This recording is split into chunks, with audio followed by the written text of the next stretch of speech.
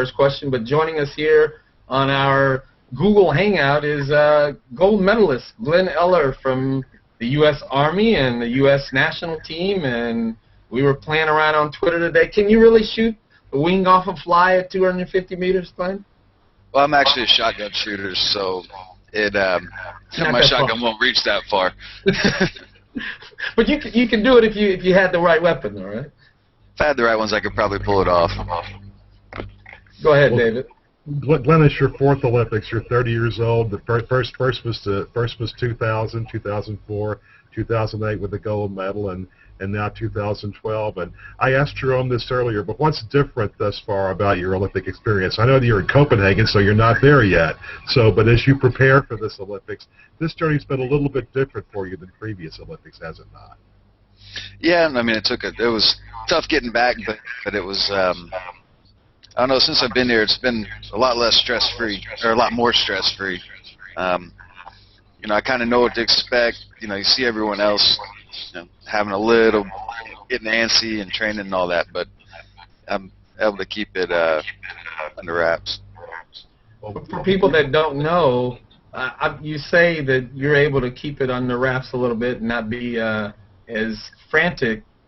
Well, your first two experiences were all about being frantic because things happened to you that were out of your control. Will you talk a little bit about those two incidents that kept you from being at your best? Yeah, well, the first one, I was in Sydney, ate a bad sandwich, and ended up with food poisoning a couple of days before, so wasn't feeling up to my best. And the second one had a false positive on a drug test. No way to control that, so... yeah, this one haven't had anything like that go on, so I'm just ready to get to London and go do my best. Sports fans in general are very, suspicious of athletes who are performance-enhancing drugs, etc. With your experience and knowing that it was a false positive, are you a little different than most people are? If you see a story about an athlete who tested positive for something, you don't buy it the first time you hear it? I don't. It just depends on what it is. If it's, you look at someone, they're ripped and huge, and they say it's steroids, well, it's a good chance, but, our criminal system is innocent until proven guilty, and when, you can look at me and tell I'm not on steroids, and that was what a false positive was for, so... Glenn, for the uninitiated, please explain double trap shotgun shooting to us. What the sport involves, what you have to do within a fraction of 2 or 3 seconds, and what the procedure is.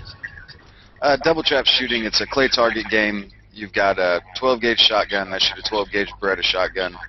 Most of our loads are actually smaller than a 20-gauge load, or all of them have to be. They're only 24 grams a shot, so you're limited on the amount of pellets you have, and which of course makes it harder. And then they release 2 targets that comes out of a bunker 15 meters in front of you, and when you from the time they're released to the time I shoot both of them is about 0.4 of a second. Now there are 3 different combinations. I think that there's a left target, right target, center target, but I believe that generally which targets are coming out. Is that correct? Yes, we do. We know whether it's going to be an A, B, or a C. A is the left and middle, B is the middle right, and then C is your wide pair, so 2 outside targets. And we know what we're getting before. The whole round we get the same pair. Now, in Beijing, when you won, the first round you set a record for the early rounds or whatever, and you were the lead guy going into the final, or however it's described. But the first couple of targets, you didn't hit any. I was like, oh man, he's falling apart. Did you feel that way, or was I exaggerating? That I think he missed 3 of the first 4, and I was like, well, he hit everything before. What's going on? Yeah, I got out there on the first pair, and I'd made a little change on my last round, just kind of got me through as a Band-Aid fix, just to get me through the round and get out of it. And when I went to the final, I still used that in the first pair, but my gun raised up, and I missed them both in kind of a pucker moment, but had to hit the next pair and got back. So I missed 2 out of the first 4, but got back into it, and the Italian gave me the targets back +1 within, I don't know, a couple A couple pair, at least the first pass, so I was feeling pretty comfortable again. Pucker moment. I guess we don't have to get too deep into pucker moment, do we? No. I'm sure my dad almost had a heart attack.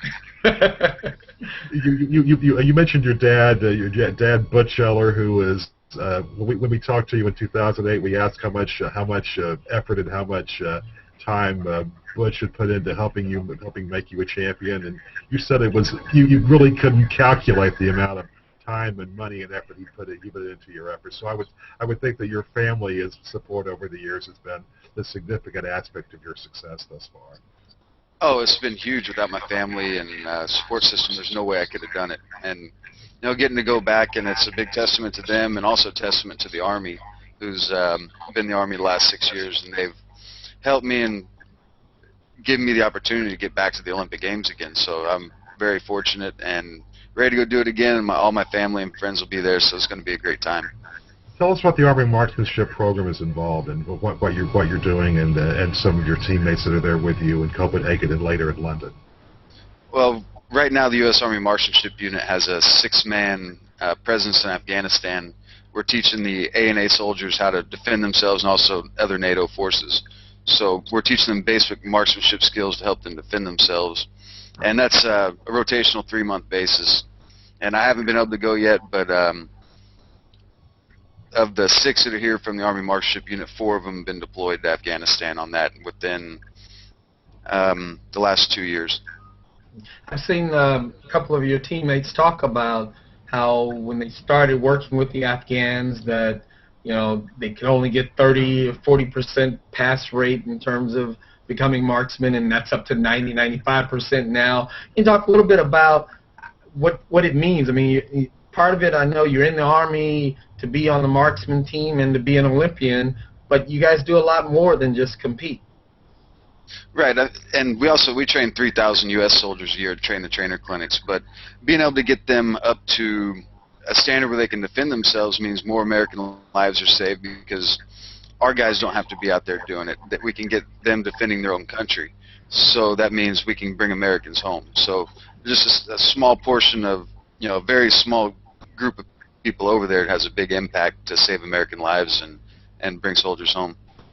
Now, one reason you've not been able to go to Afghanistan is because your road to the qualifying for the Olympics was a little bit more complicated than perhaps it's been in the past. Could you describe that to us in terms of some of the things that went wrong, that put you behind the 8 ball a little bit and required you to take a little bit longer to qualify? Well, number one, I missed the team for 2010, so I only got to go to 1 World Cup in 2010. Remade the team for 2011, wasn't able to win a quota slot. I did go, and I came in 3rd at the World Championships. That was kind of my stepping stone back. You know, I was getting close, but that was the moment that I regained and knew I could get back. And then went to Olympic trials, won that. We had to have someone double up in a rifle event, and Jamie and Matt Emmons both doubled, so we were able to get that quota slot. And then I had to go win that. It was a very quick but long 4 years. Well, you've got a little bit of alibi in terms of the sense you had something of an airline baggage mishap that cost you dearly a little bit early in that process. Could you share that with us? Yeah, I did. My going to a World Cup, and the first World Cup last year in Chile. My gun never arrived, and it still hasn't shown up. So had to get adjusted to a new gun, and it's working out. So somewhere in Chile. What age were you, Glenn, when the first time you remember shooting, and what was that like? And do you look at shooting and marksmanship and handling of weapons as something that kids you have no problem with young children learning to handle guns and weaponry? Right, well, the first time I can remember shooting a Red Ryder is, you know, as long as I can remember. And when I used to go to the rifle range, I had a .22, and my dad preached safety. So that first time I shot a shotgun, I was 8, and that's when I started competitive shooting. But that's, you know, safe handling of firearms is something that I preach, and I think every person should be able to know how to safely handle a firearm. because you never know when you're getting a situation where, hey, if you walk into someone's house, there's a gun sitting there. You want someone to be able to know how to operate that gun safely and how to keep it in a safe direction and not harm anybody. Now, you do a lot of, I believe, promotional, or rather public relations work for the Army as well. Is that something that, are you able to talk to people about gun safety and things along that line in addition to the training things, aspects of your job? We do. That's something when we're doing, like, we call them COI events, Centers of Influence. When we're doing it, we're in control of the guns the whole time. We make sure that everyone is as safe as they can be and preach gun safety. And we're the experts. Anyone can be a safety officer. Everyone say, hey, that's an unsafe act. Please don't do that, and don't feel ashamed about it. So we make sure that's a common theme in everything we do. When there are tragic events or criminal acts like what happened in Colorado last week, there's a lot of discussion about gun control and how our country handles guns compared to other places around the world. What are your general thoughts about gun control in America and how we deal with weapons in this country? Any criminal, if someone wants to break a law, they can break a law and get a hold of a gun. So the law-abiding citizens are going to follow the law. You can put a million gun control laws in, and people that want to do bad things with guns are still going to be able to get a hold of them. So, I love firearms, and they've given me a great life and been able to do a lot of fun things with them and travel around the world and, be able to join the Army, serve my country, and go to 4 Olympics now. So I think, firearms are a positive tool, and they should be treated as such as long as they're in the hands of the right people. How has the Army changed you in terms of, are you a different person than when you went in the military? What's been the biggest impact the military's had on you? I'd say I definitely wake up earlier now. Do you do more before 9 a.m. than most people do all day? Well, we can't start our training till 9 a.m. That's when our range opens. But typically, yes, we do more than 9 a.m. a lot of times. But my training-wise, no, not the actual shooting stuff. But yeah, I actually get up in the mornings now. I used to sleep in a lot. Wait, on your schedule, how many shots do you shoot a day? How many hours are you on the range? Depends on what we're doing. This time of year, we're a little bit less because we're just fine-tuning. You want to see what you can do cold. So, like today, I went out and shot 250. That's a light medium day. Light would be 150. Heavy would be 500. Now, one interesting thing about you've competed in London before, I believe, and we've discussed this about weather always figures into the venue where you're competing. I hear the wind blows in London. Will you do better on a windy day because of the technique that you use, or what are you looking for in terms of what would be an ideal weather day for you for qualifications and then for the final if you're able to advance that far? I'm prepared to shoot in any weather condition, but I know with my shooting style, I make the same number of mistakes each round, whether it's perfect conditions or bad conditions. So weather tends to affect me a little less than it does some of the competition. Now, had you on for a good 15 minutes. I know you have other things to do. Can you talk real quick about what is your schedule coming up? When are you coming over here where the real Olympics are, where the people that are working hard, like me are, start hanging out and getting Mark on vacation? Half the team comes over there tomorrow. I think there's a noon flight out of here, so they get in about 1 or 2 o'clock, get to the village, whenever they get to the village. I leave the following day, and actually in about 2.5 hours, there's ZZ Top concert about 100 yards from my hotel, so I'm going to go over there and watch that. So get a little taste of Houston. Nothing wrong with that. Yeah. Well, Glenn, you mentioned that you would like to go to Afghanistan at some point, perhaps after the Olympics are over. What are your plans for after the Olympics? I know you've said that you perhaps will decide maybe next year if you're going to stay in the Army, perhaps go through 2016. What will you be doing once you're done with what we hope will be a successful conclusion to your 4th Olympic Games?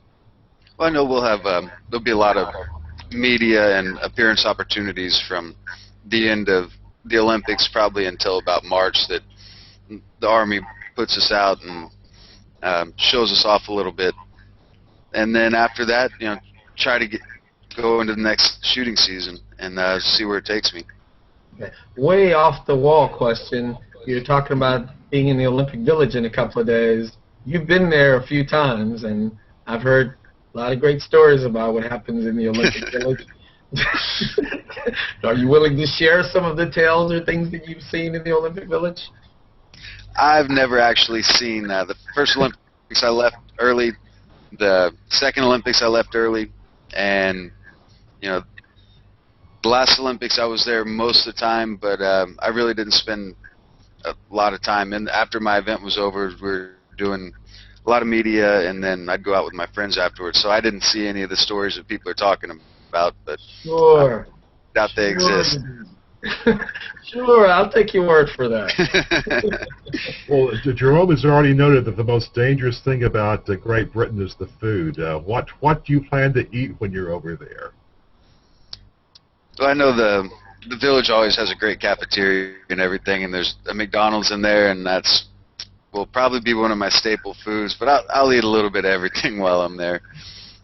Be careful. We don't want anything to happen along the lines of the infamous 2000. Stay away from the ham sandwiches. No ham sandwich for him. Yeah. Hey, just one final thing. I will stay away from them. Anything you'd like to say to people in Katy or hometown, and as we exit out of this little chat?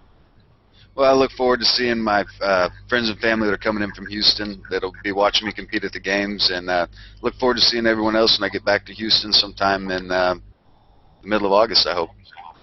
Guaranteeing a gold medal for me? Do I need to come out there, or can I just skip that competition? I can't guarantee one, but I'm going to be giving it my best effort. I know if I shoot the way I can shoot, I can bring one back. Excellent. Hey, well, thanks a lot, Glenn Eller, joining us, Army shooter, marksman, gold medalist already. So you've already accomplished something that very few people on the planet can do. And David Barron from Houston. Thanks, David. Thanks, gentlemen. Thanks for joining us today. Thanks for having me. Thanks. See you in a few days, Glenn. All right.